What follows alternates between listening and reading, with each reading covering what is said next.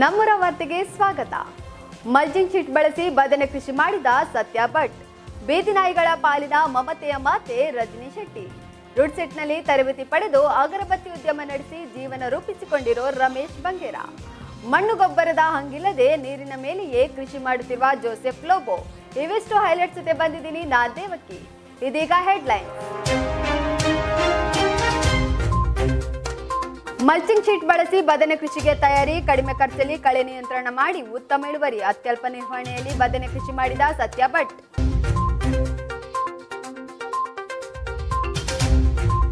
ಮಂಗಳೂರಿನಲ್ಲಿ ಬೀದಿ ನಾಯಿಗಳನ್ನು ಸಲಹುತ್ತಿರುವ ರಜನಿ ಶೆಟ್ಟಿ. ಅನಾಥ ನಾಯಿಗಳ ಪಾಲಿಗೆ ಮಿಡಿಯುವ ಮಾತೃ ಹೃದಯ. 100 ಶ್ವಾನಗಳನ್ನು ರಕ್ಷಿಸಿದ ಮಮತಾಮಯಿ. ನಿಸರ್ಗದತ್ತ ವಸ್ತುಗಳಿಂದ ತಯಾರಾಗ್ತಿದೆ ಪ್ರಾಕೃತಿಕ ಅಗರಬತ್ತಿ. ರಾಸಾಯನಿಕ ಮುಕ್ತ ಅಗರಬತ್ತಿಗೆ ಗ್ರಾಹಕರ ಮೆಚ್ಚುಗೆ. ರೂಟ್ ಸೆಟ್ನಲ್ಲಿ ತರಬೇತಿ ಪಡೆದು ಗೃಹೋದ್ಯಮ ಸ್ಥಾಪಿಸಿದ ರಮೇಶ್.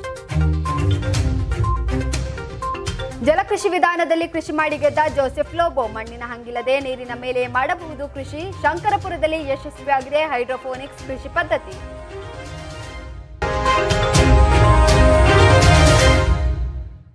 ಕೃಷಿಯಲ್ಲಿ ಯಶಸ್ಸು ಕಾಣಬೇಕಾದ್ರೆ ವಿನೂತನ ಪ್ರಯತ್ನಗಳು ಅವಶ್ಯಕ. ಕಡಿಮೆ ಖರ್ಚು, ಕನಿಷ್ಠ ನಿರ್ವಹಣೆ ಹಾಗೂ ಉತ್ತಮ ಇಳುವರಿ ಪಡೆಯುವ ವಿಧಾನಗಳತ್ತ ಇಂದಿನ ರೈತರು ಗಮನ ಹರಿಸುತ್ತಿದ್ದಾರೆ. ಬೆಳ್ತಂಗಡಿ ತಾಲೂಕಿನಲ್ಲೂ ಪ್ರಗತಿಪರ ರೈತರೊಬ್ಬರು ಬದನೆ ಬೆಳೆಯಲ್ಲಿ ಕನಿಷ್ಠ ನಿರ್ವಹಣೆ ವಿಧಾನ ಅಳವಡಿಸಿಕೊಂಡು ಉತ್ತಮ ಇಳುವರಿ ಪಡೆದಿದ್ದಾರೆ. ಅವರು ಅನುಸರಿಸಿದ ಕೃಷಿ ವಿಧಾನದ ಸಂಪೂರ್ಣ ಮಾಹಿತಿ ಇಲ್ಲಿದೆ.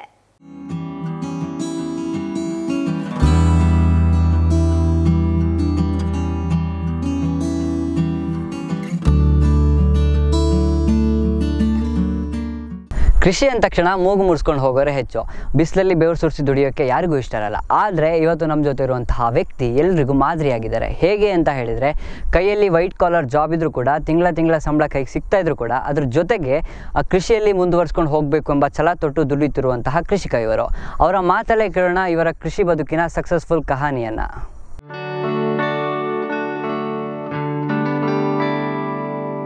ನಮಸ್ತೆ, ನನ್ನ ಹೆಸರು ಸತ್ಯನಾರಾಯಣ್ ಭಟ್ ಅಂತ. ನಾನು STM ಇಂಜಿನಿಯರಿಂಗ್ ಕಾಲೇಜಲ್ಲಿ ಸಹ ಪ್ರಾಧ್ಯಾಪಕನಾಗಿ ಕೆಲಸ ಮಾಡ್ತೀನಿ. ನಾನು ಈ ಸತಿ ಅಂದಾಜು ಮಾಡಿಕೊಂಡೆ, ಯಾಕೆ ನಾವು ಈ ಸಮಯದಲ್ಲಿ ಬದನೆಕಾಯಿ ಕೃಷಿ ಮಾಡಬಾರ್ದು ಅಂತ ಹೇಳುವ. ಸೊ ಬದನೆಕಾಯಿ ಕೃಷಿಯನ್ನು ಸ್ವಲ್ಪ ಹೊಸ ವಿಧಾನದಲ್ಲಿ ಪ್ರಯತ್ನ ಪಡುವ ಅಂತ ಹೇಳಿ ಗೂಗಲಲ್ಲಿ ಸರ್ಚ್ ಮಾಡಿದಾಗ ಬದನೆಕಾಯಿ ಪ್ಲಾಸ್ಟಿಕ್ ಹಾಕಿ ಬೆಳಿಬೋದು ಅಂತ ಹೇಳುವ ಒಂದು ಹೊಸ ವಿಧಾನ ನಮಗೆ ಗೊತ್ತಾಯಿತು. ಸೊ ಹೀಗೆ ಈ ಪ್ಲಾಸ್ಟಿಕ್ ಹಾಕಿ ಬೆಳೆಯುವ ವಿಧಾನದಲ್ಲಿ ಏನು ಮಾಡ್ಬೋದು ಅಂತ ಆಲೋಚನೆ ಮಾಡಿದಾಗ ಮಲ್ಚಿಂಗ್ ಶೀಟ್ ಬಗ್ಗೆ ಗೂಗಲಲ್ಲಿ ಸರ್ಚ್ ಮಾಡಿ ನಾವು ಆನ್ಲೈನಲ್ಲಿ ಮಲ್ಚಿಂಗ್ ಶೀಟನ್ನು ತರಿಸ್ಕೊಂಡು, ಆಮೇಲೆ ಈ ಮಲ್ಚಿಂಗ್ ಶೀಟಲ್ಲಿ ಹೇಗೆ ಅಂತ ಹೇಳಿದರೆ, ಮೊದಲೇ ನಾವು ಏರು ಮಡಿಯನ್ನು ಮಾಡಿಕೊಳ್ಬೇಕು.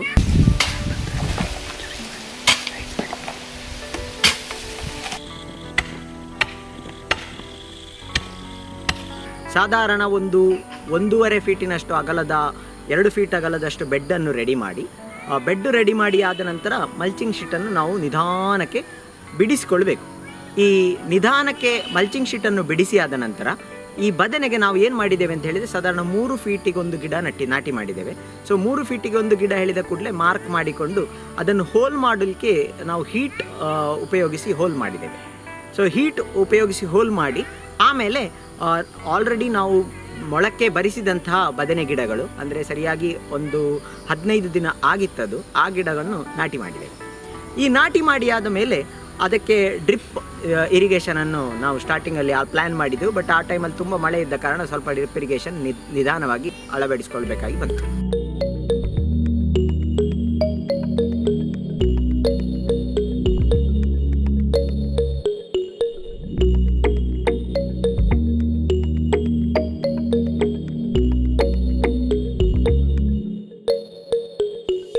ಇದಕ್ಕೆ ಗೊಬ್ಬರ ಹೇಗೆ ಕೊಡ್ಬೋದು ಅಂತ ಹೇಳಿದರೆ, ನಾವು ಸ್ಟಾರ್ಟಿಂಗ್ ಮಲ್ಚಿಂಗ್ ಶೀಟ್ ಹಾಕೋ ಮೊದಲೇ ಬೇಕಾದಷ್ಟು ಗೊಬ್ಬರಗಳನ್ನು ಒಳಗೆ ಕೊಟ್ಟಿದ್ದೇವೆ.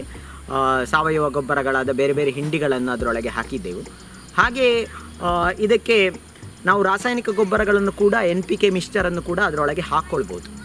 ಅದಲ್ಲದೆ ಈಗ ನಾಟಿ ಮಾಡಿ ಆದ ಮೇಲೆ ನಂತರ ಅದಕ್ಕೆ ಬೇರೆ ಬೇರೆ ಪತ್ರಸಿಂಚನಗಳನ್ನು ಕೂಡ ನಾವು ಕೊಡ್ಬೋದು. ಇದಕ್ಕೆ ಜಾಸ್ತಿ ನನಗೆ ಯಾವುದು ಹೇಳಿದ ಫಂಗಿಸೈಡ್ ಆಗಲಿ ಪೆಸ್ಟಿಸೈಡ್ ಯಾವುದನ್ನು ಬಳಸಬೇಕಾಗಿ ಬರಲಿಲ್ಲ. 1-2 ಸಲ ಕಹಿಬೇವಿನ ರಸವನ್ನು ಬಳಸಿದ್ದೇನೆ. ಅದು ಬಿಟ್ಟು ಬೇರೆ ಯಾವುದೇ ಕೀಟನಾಶಕಗಳಾಗಲಿ ವಿಷವನ್ನು ಯಾವುದಕ್ಕೂ ಇದಕ್ಕೆ ಹಾಕಬೇಕಾಗಿ ಬರಲಿಲ್ಲ. ಮಲ್ಚಿಂಗ್ ಶೀಟ್ ಹಾಕಿನ ಕಾರಣವೋ ಏನೋ ಗೊತ್ತಿಲ್ಲ, ಇದಕ್ಕೆ ಹುಳದ ನಿರ್ವಹಣೆ ಕೂಡ ನಮಗೇನು ಇಷ್ಟರವರೆಗೆ ಯಾವುದೇ ಹುಳ ಇದರಲ್ಲಿ ಕಾಣಲಿಕ್ಕೆ ಬರಲಿಲ್ಲ. ಒಂದು ವಿಷಯ ಇರಬಹುದು, ಯಾಕೆಂದರೆ ಇಲ್ಲಿ ಪ್ರಪ್ರಥಮವಾಗಿ ಈ ಪ್ರದೇಶದಲ್ಲಿ ನಾನು ಬದನೆ ನಾಟಿ ಮಾಡ್ತಾ ಇರೋದು.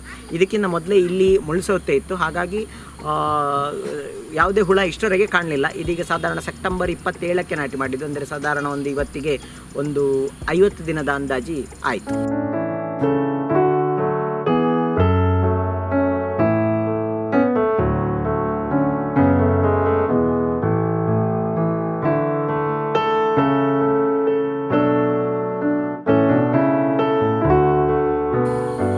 ಆಮೇಲೆ ಇದರಲ್ಲಿ ಏನಂತ ಹೇಳಿದರೆ ನಿರ್ವಹಣೆಗೆ ನಾವು ಆಗಾಗ ಬಂದು ನೋಡ್ತಿದ್ದೆವು, ಮತ್ತು ಒಂದು ಗೂಟ ಹೊಡೆದಿದ್ದೇವೆ. ಗೂಟ ಹೊಡೆದು ಕಟ್ಟಿದ್ದ ಕೂಡಲೇ ಸಾಧಾರಣ ಒಂದು 40 ದಿನದ ಅಂದಾಜಲ್ಲಿ ಹೂ ಬರಲಿಕ್ಕೆ ಆರಂಭ ಆಗಿದೆ.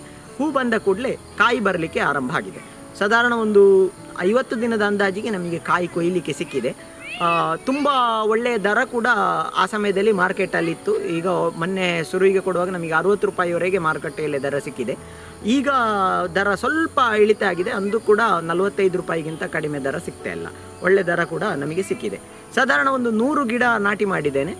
2 ದಿನಕ್ಕೊಂದ್ಸಲಿ ಸಾಧಾರಣ ಒಂದು 5 ರಿಂದ 10 kgವರೆಗೆ ನಮಗೆ ಕೊಯ್ಲಿಕ್ಕೆ ಸಿಗ್ತದೆ.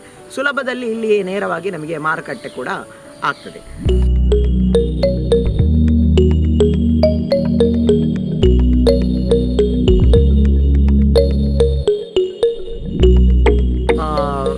ಬೇರೆ ಯಾವುದೇ ನಿರ್ವಹಣೆಗಳ ಬಗ್ಗೆ ಇಷ್ಟರವರೆಗೆ ಯಾವುದೇ ಸಮಸ್ಯೆಗಳು ನನಗೆ ಕಂಡಂಥದ್ದಿಲ್ಲ. ಹಾಗಾಗಿ ಬದನೆ ಕೃಷಿ ತುಂಬ ನಮಗೆ ಉತ್ತಮ ಮತ್ತು ಲಾಭದಾಯಕ ಎಂಬುದಾಗಿ ನಾನು ಹೇಳಲಿಕ್ಕೆ ಇಷ್ಟಪಡ್ತೇನೆ. ಜಾಸ್ತಿ ನಿರ್ವಹಣೆ ಇದರಲ್ಲಿ ಬರುವಂಥದ್ದಲ್ಲ. ನನಗೆ ಸಂಜೆ ಕೇವಲ ಒಂದು 3/4 ಗಂಟೆ ಸಮಯ ಸಿಗ್ತದೆ. ಅದರಲ್ಲಿ ಇದರ ಸುತ್ತ ಒಂದು ರೌಂಡ್ ಬರ್ತೇನೆ. ನನ್ನ ತಂದೆಯವರು ಕೂಡ ಇದರಲ್ಲಿ ಅವರು ಕೂಡ ಜಾಸ್ತಿ ಇನ್ವಾಲ್ವ್ ಆಗಬೇಕಂತ ಬರುತ್ತಾ ಇಲ್ಲ. ಜಸ್ಟ್ ಒಂದ್ಸಲಿ ನೀರು ಹಾಕುವಂಥದ್ದು ಇಂಥದ್ದು ವಿಷಯಗಳು ಬಿಟ್ಟರೆ ಜಾಸ್ತಿ ಇದರಲ್ಲಿ ಏನು ನಿರ್ವಹಣೆ ಇಲ್ಲ. ಹಾಗಾಗಿ ನಾನು ನನ್ನ ಮಿತ್ರರಲ್ಲಿ ಏನು ಹೇಳ್ತೇನೆ ಅಂತ ಹೇಳಿದರೆ, ಬದನೆಯನ್ನು ತುಂಬ ಚೆನ್ನಾಗಿ ಬೆಳಿಬೋದು ಮತ್ತು ದಕ್ಷಿಣ ಕನ್ನಡಕ್ಕೆ ಸೂಟ್ ಆಗುವಂತಹ ವೆರೈಟಿಗಳನ್ನೇ ನಾವು ಆಯ್ಕೆ ಮಾಡಿದರೆ ಇದರಲ್ಲಿ ಒಳ್ಳೆಯ ಲಾಭ ಕೂಡ ಉಂಟು ಅನ್ನೋದನ್ನು ನಾನು ಹೇಳಲಿಕ್ಕೆ ಇಷ್ಟಪಡ್ತೇನೆ.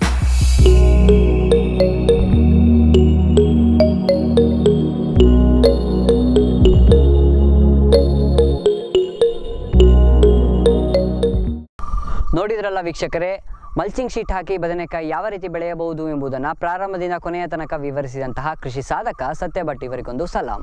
ಕ್ಯಾಮರಾ ಪರ್ಸನ್ ಹರಿನಾಥ್ ಜೊತೆ ಪೌದನ್ ಜೈನ್, ನಮ್ಮೂರ ವಾರ್ತೆ SDMC ಉಜಿರೆ. ನಾಯಿ ಸಾಕೋದು ಕೆಲವರಿಗೆ ಕ್ರೇಜ್ ಆದರೆ ಮತ್ತೆ ಕೆಲವರಿಗೆ ಆತ್ಮಸಂತೃಪ್ತಿಯ ವಿಷಯ. ವಿದೇಶಿ ತಳಿಗಳನ್ನ ದುಬಾರಿ ಮೊತ್ತಕ್ಕೆ ಖರೀದಿಸಿ ತಂದು ಸಾಕೋರು ಒಂದೆಡೆ ಆದ್ರೆ ದೇಸಿ ತಳಿಯ ಶ್ವಾನಗಳನ್ನೇ ಬೆಳೆಸುವವರು ಹಲವರು. ಆದರೆ ಆಶ್ರಯವಿಲ್ಲದೆ ಬೀದಿಯಲ್ಲಿ ಬೆಳೆಯುವ ನಾಯಿಗಳಿಗೆ ಪ್ರೀತಿ ತೋರಿಸುವವರು ವಿರಳ. ಆದರೆ ಮಂಗಳೂರಿನ ಈ ಮಹಿಳೆ ಬೀದಿ ಬದಿಯ ಶ್ವಾನಗಳಿಗೆ ಆಶ್ರಯದಾತೆಯಾಗಿದ್ದಾರೆ. ನೂರಾರು ನಾಯಿಗಳಿಗೆ ಅನ್ನ ನೀಡುವ ದೇವತೆಯಾಗಿದ್ದಾರೆ. ಈ ಮಮತಾಮಹಿ ಮಹಿಳೆಯ ಬಗ್ಗೆ ಒಂದು ವಿಶೇಷ ವರದಿ ನಮ್ಮೂರ ವಾರ್ತೆಯಲ್ಲಿ.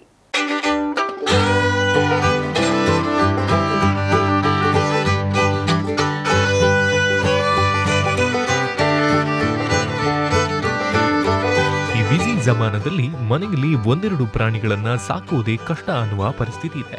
ಆದರೆ ಮಂಗಳೂರಿನ ಬಲ್ಲಾಲ್ಬಾಗ್ ನಿವಾಸಿ ಶ್ರೀಮತಿ ರಜನಿ ಶೆಟ್ಟಿ ತಮ್ಮ ಮನೆಯಲ್ಲಿ 30ಕ್ಕೂ ಹೆಚ್ಚು ಶ್ವಾನಗಳನ್ನ ಸಾಕುವುದು ಮಾತ್ರವಲ್ಲದೆ ಸುಮಾರು 500ಕ್ಕೂ ಹೆಚ್ಚು ಬೀದಿ ನಾಯಿಗಳಿಗೆ ಅನ್ನಾಹಾರ ಒದಗಿಸುತ್ತಿದ್ದಾರೆ.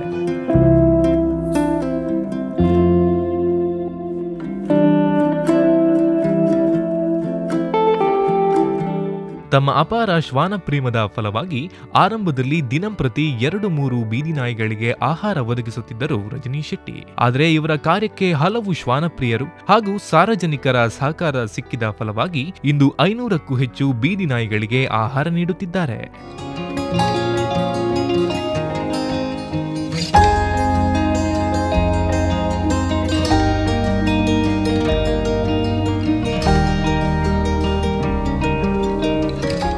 ಎಲ್ಲರಿಂದ ಪರಿತ್ಯಕ್ತವಾದ ನೂರಾರು ಶ್ವಾನಗಳು ಬೀದಿಯಲ್ಲಿ ಹಸಿವಿನಿಂದ ನರಳಿ ಸಾಯುವುದನ್ನು ಕಂಡು ಮರುಗುತ್ತಿದ್ದರು ರಜನಿ ಶೆಟ್ಟಿ.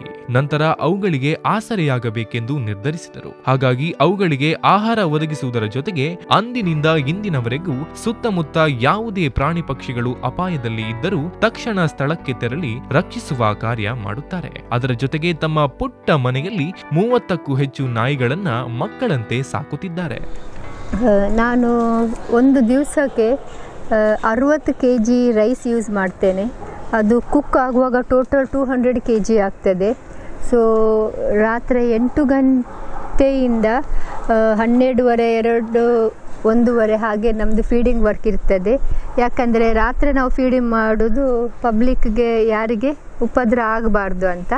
ಸೊ ನಮ್ಮದು ಫೀಡಿಂಗ್ ಲೈನ್ ಎಲ್ಲ ರಾತ್ರಿನೇ ಆಗೋದು. ಸೊ ನಾನೆಲ್ಲ ಅವರ ಹತ್ರ ರಿಕ್ವೆಸ್ಟ್ ಮಾಡ್ತೇನೆ, ನೀವು ಸಹ ಫೀಡ್ ಮಾಡಿ, ವಾಯ್ಸ್ಲೆಸ್ಗೆ ಸೇವ್ ಮಾಡಿ, ಒಂದು ಮಾನವೀಯತೆ ತೋರಿಸಿ ಅಂದೆ ಮೂಕ ಪ್ರಾಣಿ ಮೇಲೆ. ಅನಾರೋಗ್ಯ ಪೀಡಿತ ಶ್ವಾನಗಳು, ಬೀದಿಗೆ ಬಿಡಲಾದ ಹಾಗೂ ಅಪಘಾತಕ್ಕೊಳಗಾದ ಶ್ವಾನಗಳನ್ನು, ಪ್ರಾಣಿ ಪಕ್ಷಿಗಳನ್ನು ತಂದು ಚಿಕಿತ್ಸೆ ನೀಡಿ ಮನೆಯಲ್ಲೇ ಆರೈಕೆ ಮಾಡುತ್ತಾರೆ. ಸರಿಸುಮಾರು 10 ವರ್ಷಗಳಿಂದ ಹೀಗೆ ಅನಾಥ ಶ್ವಾನಗಳಿಗೆ ರಕ್ಷಣೆ ಹಾಗೂ ಆಹಾರ ಒದಗಿಸುವಲ್ಲಿ ನಿರತರಾಗಿದ್ದಾರೆ ರಜನಿ ಶೆಟ್ಟಿ.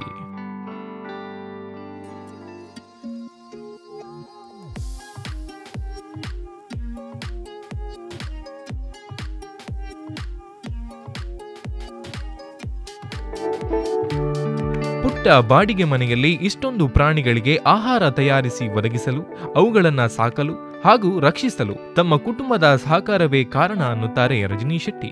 ಹೀಗೆ ಮೂಕ ಪ್ರಾಣಿಗಳ ಹಸಿವನ್ನ ನೀಗಿಸುವಲ್ಲಿ ಶ್ರಮಿಸುತ್ತಿರುವ ರಜನಿ ಶೆಟ್ಟಿ ಅವರ ಕಾರ್ಯಕ್ಕೆ ಈಗಾಗಲೇ ಸಾಮಾಜಿಕ ಜಾಲತಾಣಗಳಲ್ಲೂ ಅಪಾರ ಮೆಚ್ಚುಗೆ ವ್ಯಕ್ತವಾಗಿದೆ. ಇವರ ಕಾರ್ಯಕ್ಕೆ ಇನ್ನಷ್ಟು ಬೆಂಬಲ ಸಿಕ್ಕಲಿ, ಮತ್ತಷ್ಟು ಪ್ರಾಣಿಗಳ ಹಸಿವು ನೀಗಲಿ ಅನ್ನುವ ಆಶಯದೊಂದಿಗೆ ಕ್ಯಾಮರಾ ಪರ್ಸನ್ ಕಿಶನ್ ಜೊತೆ ವೇದಶ್ರೀ ಜಿಎಂ, ನಮ್ಮೂರ ವಾರ್ತೆ, ಎಸ್ಡಿಎಂಸಿ ಉಜಿರೆ. ಯುವಕರಿಗೆ ಸ್ವ ಉದ್ಯೋಗಕ್ಕೆ ನೆರವಾಗುವ ನಿಟ್ಟಿನಲ್ಲಿ ಕಾರ್ಯನಿರ್ವಹಿಸುತ್ತಿರುವ ಉಜಿರೆಯ ರೂಟ್ಸೆಟ್ ಸಂಸ್ಥೆ ಹಲವು ಯಶಸ್ವಿ ಉದ್ಯಮಿಗಳನ್ನು ಸೃಷ್ಟಿಸಿದೆ. ಅಂತಹ ಯಶಸ್ವಿ ಉದ್ಯಮಿಗಳ ಸಾಲಿಗೆ ಸೇರುವ ರಮೇಶ್ ಬಂಗೇರ್ ಅವರ ಸಕ್ಸಸ್ ಸ್ಟೋರಿ ಇಲ್ಲಿದೆ.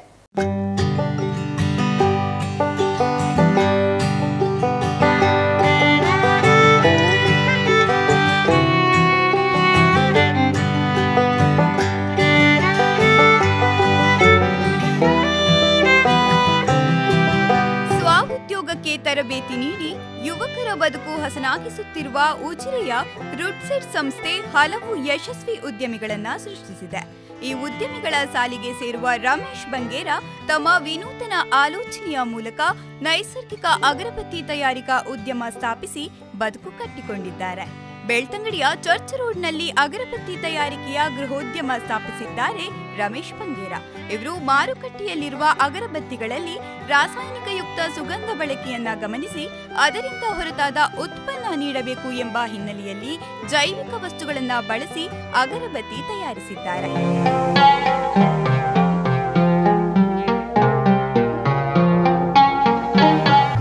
ಕಚ್ಚಾ ವಸ್ತುಗಳಾದ ಧೂಪ, ಇದ್ದಿಲು, ಬೆಲ್ಲ ಬಳಸಿಕೊಂಡು ಅಗರಬತ್ತಿಗಳನ್ನ ತಯಾರು ಮಾಡುವುದು ಇವರ ವಿಶೇಷತೆ.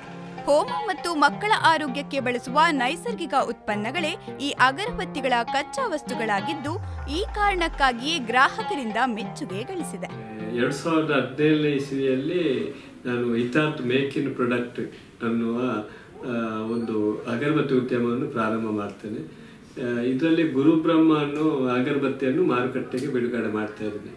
ಗುರುಬ್ರಹ್ಮ ಅಗರಬತ್ತಿ ಮಾಡೋ ಮುಂಚೆ ನಾನು ಈ ಫ್ಯಾಕ್ಟರಿ ಪ್ರಾರಂಭಕ್ಕೆ ಮುಂಚೆ ಧರ್ಮಸ್ಥಳ ಸಿರಿ ಗ್ರಾಮೋದ್ಯೋಗ ಸಂಸ್ಥೆಯಲ್ಲಿ ನಾನು ಅಗರಬತ್ತಿ ವಿಭಾಗದಲ್ಲಿ ಬೇರೆ ಬೇರೆ ಹುದ್ದೆಯಲ್ಲಿ ಕೆಲಸ ನಿರ್ವಹಿಸಿದ್ದೇನೆ. ಶುದ್ಧ ಮತ್ತು ನೈಸರ್ಗಿಕ ಉತ್ಪನ್ನಗಳನ್ನು ಬಳಸಿರುವುದರಿಂದ ದೇವರ ಪೂಜೆಗೆ ಬಳಸುವ ಈ ಅಗರಬತ್ತಿ ಕ್ರಿಮಿಕೀಟಗಳನ್ನು ನಿವಾರಿಸುತ್ತದೆ ಅನ್ನುತ್ತಾರೆ ರಮೇಶ್.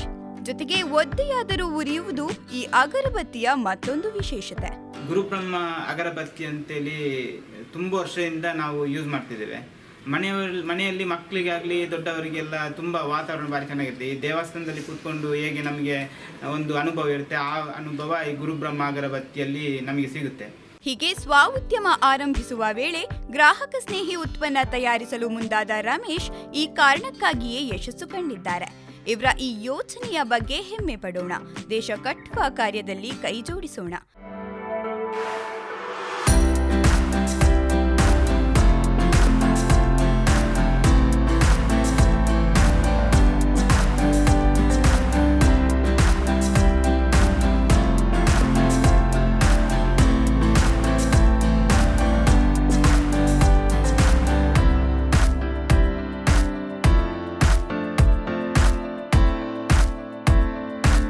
ಕ್ಯಾಮರಾ ಪರ್ಸನ್ ಜಗದೀಶ್ ಜೊತೆ ಗುರುಪಾದ್ ಭಟ್, ನಮ್ಮೂರ ವಾರ್ತೆ, ಎಸ್ಡಿಎಂಸಿ ಉಜಿರೆ.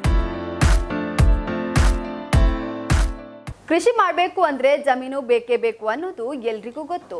ಆದರೆ ಶಂಕರಪುರದ ಕೃಷಿಕರೊಬ್ಬರು ಜಮೀನು ಬಿಡಿ ಮಣ್ಣು ಇಲ್ಲದೆ ಕೃಷಿ ಮಾಡೋದು ಸಾಧ್ಯ ಅಂತ ಹೇಳಿ ಎಲ್ರಿಗೂ ಅಚ್ಚರಿ ಹುಟ್ಟಿಸಿದ್ದಾರೆ. ಬರೀ ಹೇಳಿದಷ್ಟೇ ಅಲ್ಲದೆ ಒಂದು ಹಿಡಿ ಮಣ್ಣು ಕೂಡ ಬಳಸದೆ ನೀರಿನ ಮೇಲೆ ಕೃಷಿ ಮಾಡಿ ಸೈ ಎನಿಸಿಕೊಂಡಿದ್ದಾರೆ. ನೀರಿನ ಮೇಲೆ ಕೃಷಿ ಹೇಗೆ ಸಾಧ್ಯ ಅಂತೀರಾ? ನೀವೇ ನೋಡಿ.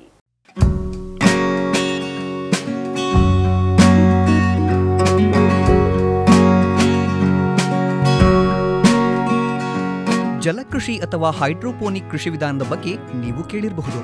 ಮಣ್ಣಿನ ಹಂಗಿಲ್ಲದೆ ಕೇವಲ ನೀರು ಅಥವಾ ಪೋಷಕಾಂಶಯುಕ್ತ ಸಂಯುಕ್ತಗಳಲ್ಲಿ ಗಿಡಗಳನ್ನು ಬೆಳೆದು ಫಸಲು ಪಡೆಯುವ ವಿಶಿಷ್ಟ ವಿಧಾನವಿದು. ಜಪಾನ್, ಇಸ್ರೇಲ್ಗಳಲ್ಲಿನ ಈ ಮಾದರಿಯನ್ನ ಉಡುಪಿಯ ಶಂಕರಪುರದಲ್ಲಿ ಅಳವಡಿಸಿಕೊಂಡು ಯಶಸ್ವಿಯಾಗಿದ್ದಾರೆ ಜೋಸೆಫ್ ಲೋಬೋ.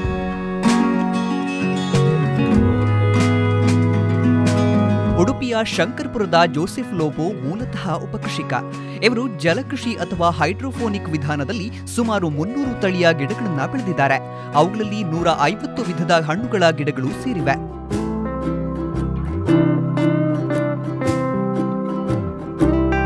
ನರ್ಸರಿಯನ್ನು ನಡೆಸುತ್ತಿರುವ ಜೋಸೆಫ್ ಲೋಬೋ ಉತ್ತಮ ತಳಿಯ ಗಿಡಗಳನ್ನು ಜಲಕೃಷಿ ವಿಧಾನದಲ್ಲಿ ಬೆಳೆಸಲು ಸಾಧ್ಯ ಎಂಬುದನ್ನು ನಿರೂಪಿಸಿ ತೋರಿಸಿದ್ದಾರೆ.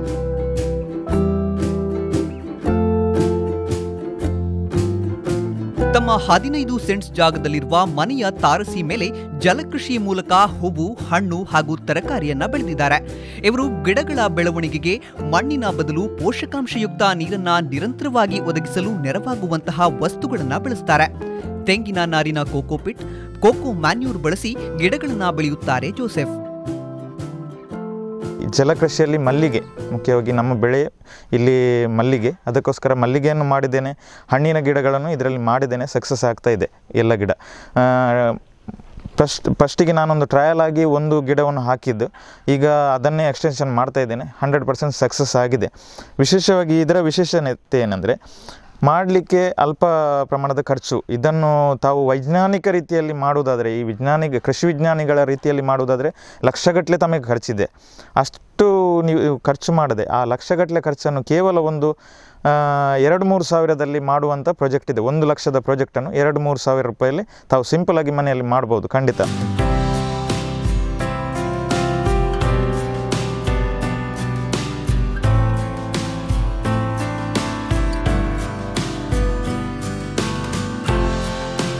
ಜೋಸೆಫ್ ಲೋಬೋ ಹೇಳುವಂತೆ ಕೃಷಿಗೆ ಇಂದು ಕೃಷಿ ಭೂಮಿಯ ಅವಶ್ಯಕತೆ ಇಲ್ಲ.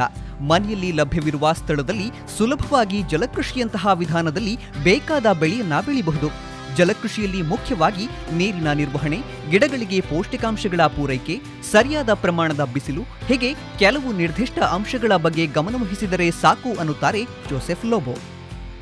ಮುಖ್ಯವಾಗಿ ಬೇಕಾದಂಥ ಹೈಡ್ರೋಪೋನಿಕ್ ವಿಧಾನಕ್ಕೆ ಗಿಡ ಆರಿಸುವಿಕೆ. ಯಾಕೆಂದರೆ ಗಿಡ ಬುಷ್ ಟೈಪ್ ಬೆಳೆಯುವಂಥ ಗಿಡಗಳೇ ಬೇಕು. ಇದಕ್ಕೆ ದೊಡ್ಡ ಮರ ಆಗಿ ಬೆಳೆಯುವಂಥ ಅಥವಾ ದೊಡ್ಡದಾಗಿ ಬೆಳೆಯುವಂಥ ಗಿಡಗಳು ಆಗೋದಿಲ್ಲ.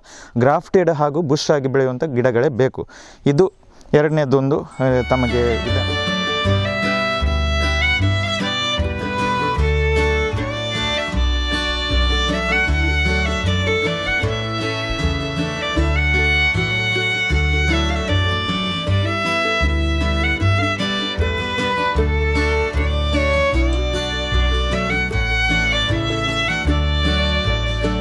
ಜಲಕೃಷಿ ವಿಧಾನಕ್ಕೆ ಅಲ್ಪ ಪ್ರಮಾಣದಲ್ಲಿ ಪೋಷಕಾಂಶಯುಕ್ತ ನೀರನ್ನ ನಿರಂತರವಾಗಿ ಪೂರೈಸಬೇಕು. ಇದಕ್ಕಾಗಿ ತೀರಾ ಎತ್ತರಕ್ಕೆ ಬೆಳೆಯದ ಪೊದೆ ಜಾತಿಯ ಸಸ್ಯಗಳನ್ನು ಆಯ್ದುಕೊಳ್ಳುವುದು ಉತ್ತಮ ಎನ್ನುವುದು ಇವರ ಅಭಿಪ್ರಾಯ. ತರಕಾರಿ ಬೆಳೆ ಹಾಗೂ ಚಿಕ್ಕ ಜಾತಿಯ ಹಣ್ಣಿನ ಗಿಡಗಳನ್ನ ಪ್ರಯೋಗಾರ್ಥವಾಗಿ ಬೆಳೆದು ತೋರಿಸಿದ್ದಾರೆ ಇವರು. ಕೃಷಿಯಲ್ಲಿ ಆಸಕ್ತಿ ಉಳ್ಳವರು ಭೂಮಿ ಇಲ್ಲ ಎಂದು ಚಿಂತಿಸಬೇಕಿಲ್ಲ. ಹೈಡ್ರೋಫೋನಿಕ್ಸ್ ವಿಧಾನದಲ್ಲಿಯೇ ಯಾವುದೇ ರಾಸಾಯನಿಕ ವಸ್ತುಗಳನ್ನ, ಕೀಟನಾಶಕಗಳನ್ನ ಬಳಸದೆ ಸಾವಯವ ವಿಧಾನದಲ್ಲಿ ಕೃಷಿಯನ್ನ ಮಾಡಬಹುದು. ಹೆಚ್ಚಿನ ಮಣ್ಣಿನ ಅವಶ್ಯಕತೆ ಇಲ್ಲ. ಸ್ಥಳದ ಕೊರತೆ ಯಾರಿಗೆ ಇದೆಯೋ, ಸಿಟಿಯಲ್ಲಿ ಕೂತ್ಕೊಂಡು ನಮಗೆ ಕೃಷಿ ಸಾಧ್ಯ ಇಲ್ಲ ಅನ್ನೋರಿಗೆ ಇದೊಂದು ಉದಾಹರಣೆ. ಖಂಡಿತ ತಾವು ಸಿಟಿಯಲ್ಲೂ ಕೂಡ ಕೃಷಿಯನ್ನು ಮಾಡಬಹುದು. ಅದೇ ರೀತಿ ಖರ್ಚು ಕಡಿಮೆ, ಭೂಮಿಯನ್ನು ನಾವು ಇವತ್ತು ವಿಷಮುಕ್ತ ಮಾಡಲು ಇದೊಂದು ಒಳ್ಳೆಯ ಸಂದರ್ಭ.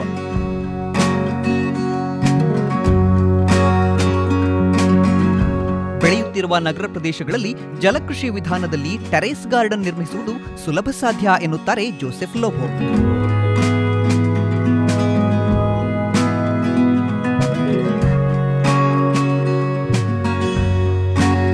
ಕ್ಯಾಮರಾ ಪರ್ಸನ್ ವಿನಯ್ ಕುಮಾರ್ ಜೊತೆ ಶ್ರೀರಕ್ಷಾ ಶಂಕರ್, ನಮ್ಮೂರ ವಾರ್ತೆ, STMC ಉಜಿರೆ.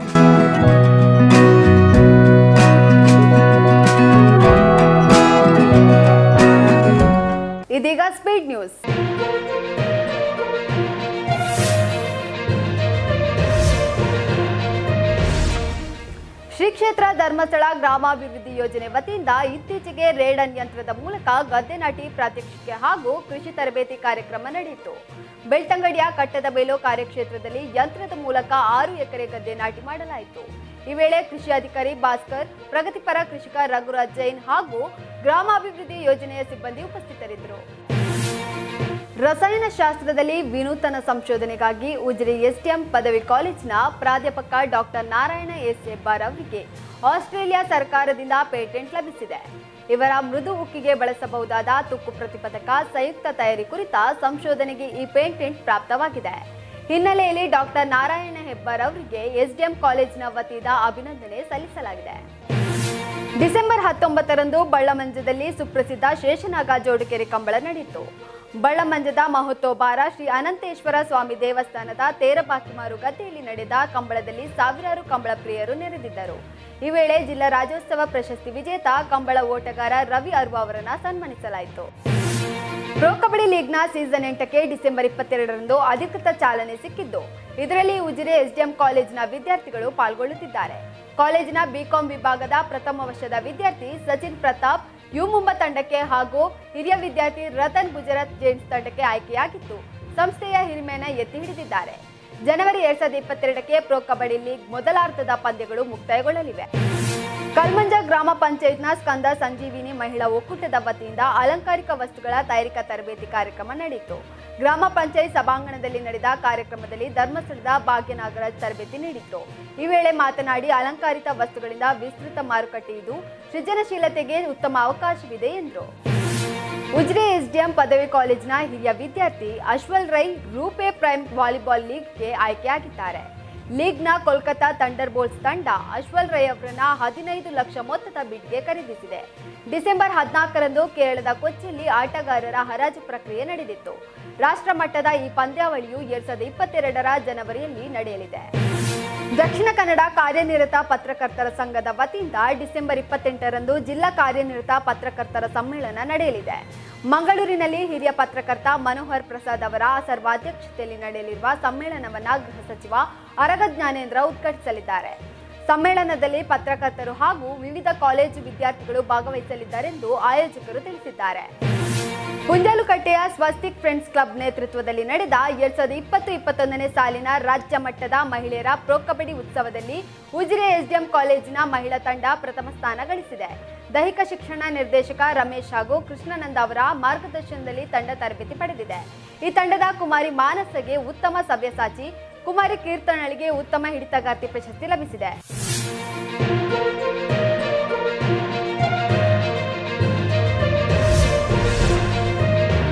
ಇವಿಷ್ಟು ಈ ವಾರದ ಪ್ರಮುಖ ಸುದ್ದಿಗಳು. ವಾರದ ಸುದ್ದಿಗಾಗಿ ನೋಡ್ತಾ ಇರಿ ನಮ್ಮೂರ ವಾರ್ತೆ.